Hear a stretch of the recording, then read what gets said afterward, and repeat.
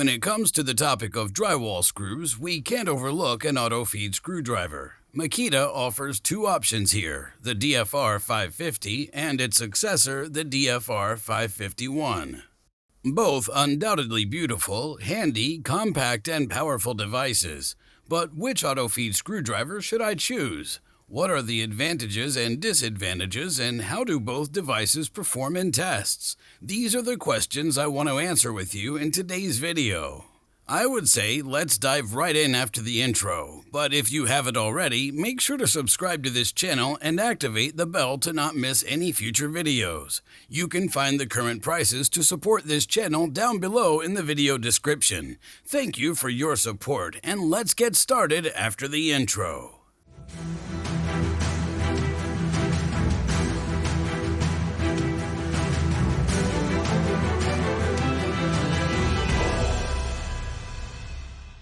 If you're in search of a compact yet powerful Makita battery auto-feed screwdriver, you've definitely come across these two devices. Both the Makita DFR550 and the DFR551. I've already introduced and tested both devices separately for you, and if you haven't seen those videos yet, you can watch them again. I'll link them for you up here on the info card, because today's video is solely about comparing these two devices. This means we'll take a detailed look at the similarities and differences as well as the pros and cons of these two devices, and then I'll also extensively compare these two auto-feed screwdrivers in practice. I hope you're as excited as I am, so let's dive right into the comparison. So let's start with the external appearance, because in that regard I can confirm the high quality feeling that we're accustomed to from Makita. Both devices feel extremely resilient and robust to the touch and are, as mentioned, extremely precisely manufactured. Furthermore, what I noticed, the 550 is a bit older. Makita uses different plastics here. The 550 used glass fiber reinforced polycarbonate, and with the new 551, we only have glass fiber reinforced polyamide, which is even more wear resistant. Regarding the structure and size, both devices seem quite identical at first glance, but I can tell you the devil is in the details here. The old version has a total length of approximately 415 millimeters, and the new auto-feed screwdriver has a length of approximately 395 millimeters. Additionally, in the top view, it can be seen that both devices are almost identical in thickness and almost the same in height. That means in practice, there are no real differences in that regard. The difference becomes more noticeable, however, when we consider the weight. The old variant weighs, as seen, a net of 1,760 grams. The new variant, the DFR551, on the other hand, weighs only a net of 1,560 grams. That means we have a weight difference of a proud 200 grams, which of course has an extremely positive effect when I have to work a lot overhead with the device. But not only the weight, but also the handle itself undoubtedly affects the handling of the auto-feed screwdriver. To start with, I can say that both handles are nicely sized.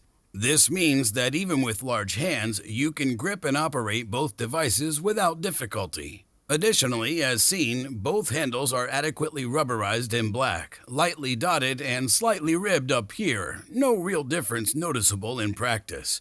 We have a sufficiently high grip and both handles are quite comfortable ergonomically. I can say that there really is only a minimal difference in terms of shaping. This difference is so marginal, however, that I cannot derive any advantages or disadvantages from it. As for the controls, both devices are also quite similar, but not identical. There are also small differences here. Both auto-feed screwdrivers have a trigger for activation and a forward-reverse switch directly above it. Both have been slightly revised by Makita. I can say that the controls on the new DFR551 are, in my opinion, slightly more pleasant. They're slightly more ergonomically shaped and are also easier to operate than those of the DFR550, but that doesn't mean that these controls are necessarily uncomfortable. Quite practical, however, I find that the new DFR551 has a lock on the left side for the thumb. We searched for something like that in the 550 in vain. Let's continue at the bottom of the machine. Both auto-feed screwdrivers from Makita are 18-volt devices.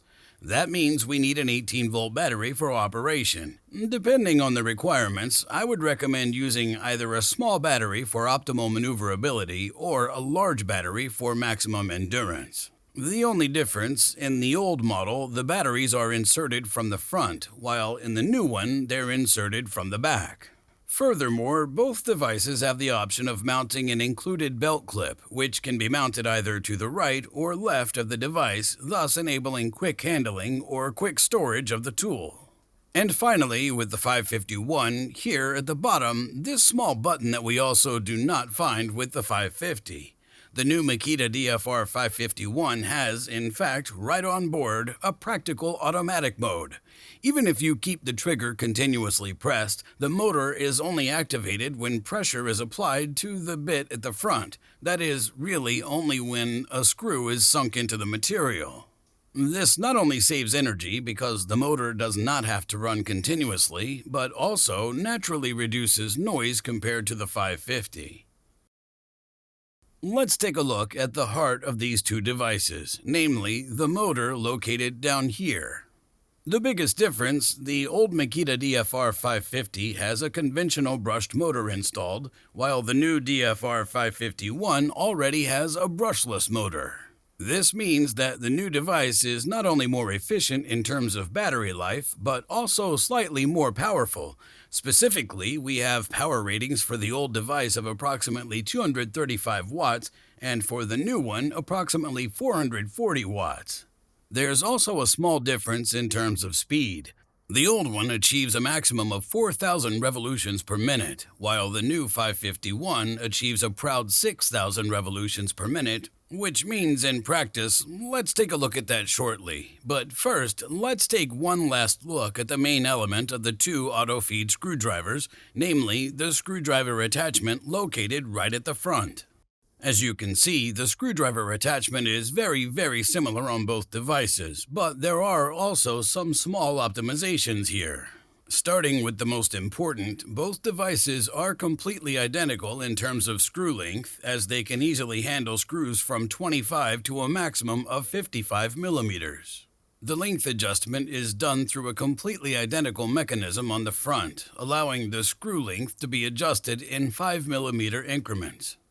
However, the depth of sinking is also easily adjustable on both devices through a large adjustment wheel. The only difference I could notice here is that the wheel on the 551 is slightly smoother to operate than on the 550. Another improvement concerns the disassembly or the change of the screw attachment. With the 550, we find a small black screw on the left side to release the screw attachment, while with the 551, there are two small plastic clamps on the right and left, allowing us to easily disassemble the screw attachment with a single motion. At the same time, another significant difference is visible. Makita has also adjusted the screw guide here. With the old 550, we had or have this very large plastic screw guide that we can fold out, ensuring that the screw belt is guided securely to the top without jamming. With the new 551, as you can see, the screw guide has been significantly reduced. However, in practice, I can say that there are no problems in this regard. That means that even in my testing, I couldn't find any issues with the belt jamming due to this small guide. In the practical test, I tested both auto-feed screwdrivers with a large, freshly charged 5 ampere-hour battery and screws of different lengths on different types of hardwood. Since both devices, as we know from the individual videos, have no problems with 55mm long screws in normal hardwood, I started directly with this comparative test. Of course, it's crucial to determine the correct sinking depth, which I did by conducting some test screwings in the same material. Then I sank a complete belt of 50 screws in the material with both devices consecutively, and then examined and documented the results. As expected, there were no difficulties with both devices and the 55mm long screws in normal wood. After setting the optimal sinking depth, I was able to fully screw in all 50 screws into the wood with both devices. I can also say there were no issues with performance. So, both devices were able to sink the screws fully into the material. Nothing new so far, which is why I also tested both devices in hardwood afterward. I started with 35mm screws and then repeated the process with the long 55mm screws. First, it's worth mentioning, in this test I adjusted both devices to the maximum sinking depth to ensure that the screws are fully sunk into the material if the device is capable of doing so. So I started with the 35mm long screws and the Makita DFR550. I can say that the device essentially had no trouble sinking the 35mm screws into the hardwood. All screws were driven into the material. Only 3 screws couldn't be fully sunk in from a side view. The DFR551, on the other hand, apparently had no difficulties because all screws were driven very deeply into the material. So far, so good. Now, let's repeat the process with the significantly longer 55mm screws, starting again with the DFR550. At this point, I can say that the device is definitely pushed to its maximum. Looking at the results, all screws were fully driven into the material here as well. The process was quite swift, but not all screws were fully sunk. Some screw heads were still protruding from the material. The situation was quite similar with the Makita DFR551, just slightly better. The device had enough power to sink the 55mm long screws fully into the hardwood. The screw heads were fully or almost fully sunk, definitely better than with the DFR550.